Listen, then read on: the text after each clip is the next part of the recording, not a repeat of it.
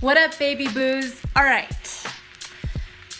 As most of you know, I recently had my very last day at the Fumble. You guys have been and will continue to be a huge part of my life over the last year and a half. So I just wanted to share in that moment with you. I decided to film the very last day for you guys because I wanted you guys to be part of my last day with me. So I'm gonna show it to you guys and then we'll talk again at the end. I love you, I hope you enjoy. Yes, I know the lighting is crap right now, but I just wanted to show you guys, like, I don't know how the process kind of works, if you will, but I can't. So basically, I've started one script, and how I got my story is Matt, the producer of the Fumble / one of the hosts on the Huddle and Weekend Zone, has sent me 4 stories that I'm starting to write. So now I go and I read the stories, I make sure they're true, and I do a little research, and then I write the stories.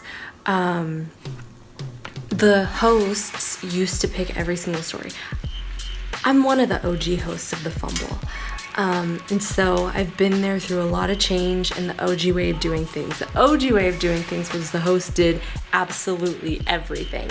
They picked the stories, they wrote the stories, they hosted the stories, and they pulled all the assets for the stories, meaning all the pictures, all the videos, put them in folders for the editors. And they did that 6 times a day. Can you believe that? But now we have a producer, which makes everyone's workflow better. So, yeah, that's what I'm doing, and I'm starving. I will need caffeine. And lots of it. I can never stay away from you guys for too long. It's the weirdest thing. I was gonna write these stories and I wasn't gonna pick up my camera until I was leaving or something. I don't know, but you guys, like, I always come back to you. It's a problem. Anyways, I'll see you later, I think. Okay guys, so just got to the studio and I'm finishing writing some stories, and I'm here with the Fumble producer / psycho, Matt.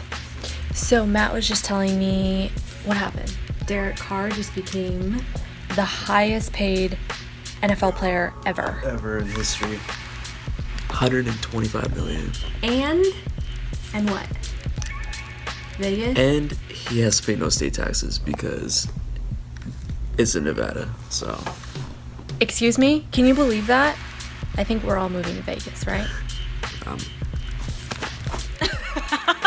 Alright guys, so after I write my first batch of stories, as you can tell it's still very early, I come and do my makeup in the green room at the studio. I'm doing some contour right now. I know that all the men watching this especially care about this. So what you do is you put concealer under your eyes so that you can hide the fact that you only got 4 hours of sleep every night, you know? They really start to add up. So you really want to get that concealer in. And these are lighting, so you put a little bit of concealer on your chin, your upper lip, your forehead, your nose, and like I said, the most important is of course the under eyes, so that when you're on camera, no one knows for sure how early you have to be up. Other tricks and tips that we do to hide that is caffeine. Lots of caffeine. So this is a green tea with espresso in it. So I do my makeup in the green room, and a lot of times I'll start watching just what I need to know for my following stories, an interview or something like that, or I'll listen to music, dance, and jam out. You just never know what you're gonna get. All right, this is phase 2 of the morning of the Fumble. Boom, done, getting ready. So I changed, it's the outfit today. I did my hair and makeup, and now I look like a normal person again. So now what I'm gonna do is bring my caffeine so I can get nice and hyped for you guys. And I'm gonna walk in the studio, film. It's a little dark because the guy who runs the teleprompter is very dark, so he likes to keep it very... Just kidding, Dave. Studio Dave. One of my favorites. He's had to put up with me a lot. And then, guys, if you haven't seen it before, I mean, you've all seen the Fumble set, but this is how it looks. I read off that teleprompter, and that's how we do it. So, all right, I'll see you guys soon. Okay, C fans have a new reason for being mad at Kevin Durant. Can we just let the man live? Hey guys, it's Ty. Thanks for watching. So after filming the first batch, it's back to the drawing board. Writing. Matt, how come you always send me bunk ass stories? And I have to like find them myself. God. Any story that's done well, I've found myself. Any comment?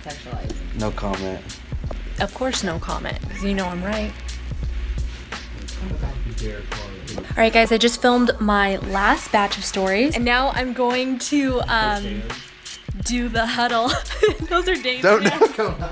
Those are Dave's hands.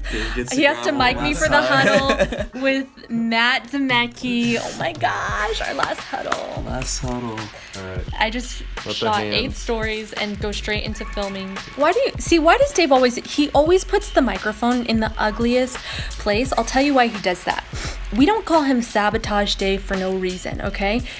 If there's even like... You call that? I know that. Yes, Sabotage Matt. If there's like one way he can sabotage a host, he will find it, you know? And today it's putting my microphone in, you know, the ugliest place possible. So, what are you gonna do?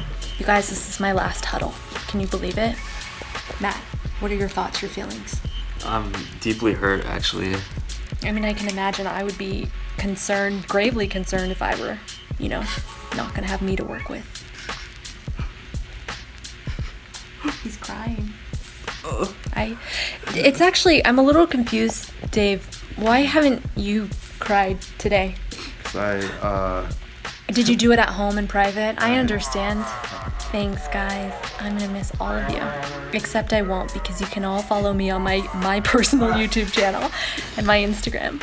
You got everything. Tie out. Uploaded. Tie out. All right, guys. Here's the truth. That day, and actually that whole week leading up to that day, was so emotional for me. I'm just gonna be candid and honest right now. I was like bawling when I decided to leave. When I made that decision, which we'll get to in a second, I literally was like crying uncontrollably because, I mean, everything about the Fumble is just like, I put my heart and soul into it. Guys, like, you guys are my family and you're gonna continue to be my family, but just even the process of growing that channel and developing it into what it is, it seriously, it has a piece of my heart because I gave my heart to that channel. I feel like I sold my soul to the Fumble. That's what it sounds like, right? I didn't, but I did give it a piece of it. Now, making the decision was really, really hard, and I know some of you guys don't understand it. You know, when you're in your career and you have different jobs, no job lasts forever. You know, it's just kind of how it works. And as you start to grow and advance, you start to need different and new challenges.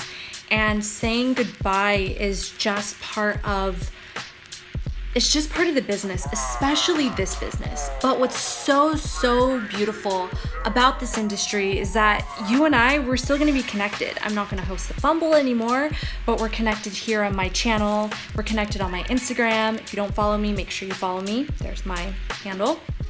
And I actually have, like I mentioned in one of my Instagram posts, a really cool project that I'm starting to work on.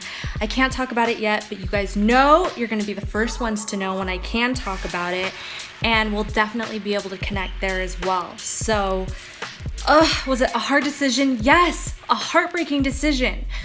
But sometimes you just know when it's time to move on. yeah, I don't know. One piece of advice and one thing I'll say that I've learned from this is, see, guys, I've talked to you about this before. My arm always gets tired when I do this vlog selfie style thing.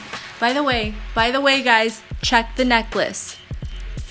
Ty Savage. Who gave me that nickname? You guys did. You started calling me Savage. I don't know why. Just kidding. I do. I can be a little savage at times.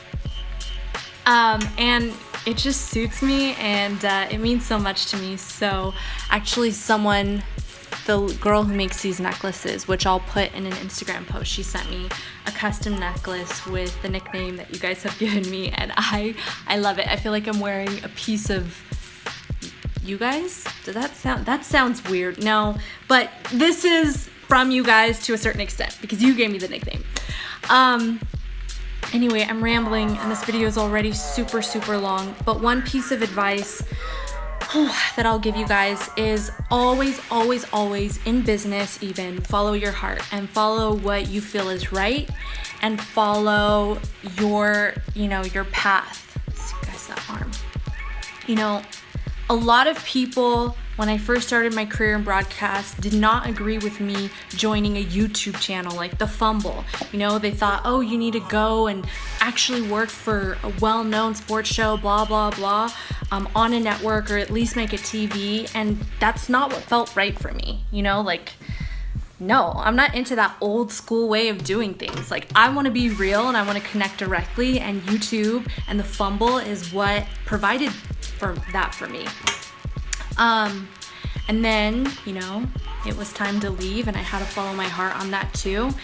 And sometimes when you decide you want a career, you have to make sacrifices that suck sometimes. But in the end, it's for the good of everything and everyone. Just if you decide to be some type of vlogger or social media personality, make sure that you invest in a selfie stick, which I have yet to do, and my arm is about to fall off. So I freaking love you guys. Genuinely, honestly, truly, I really, really do.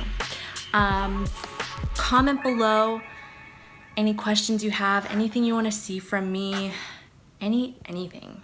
I freaking love you guys. Bye.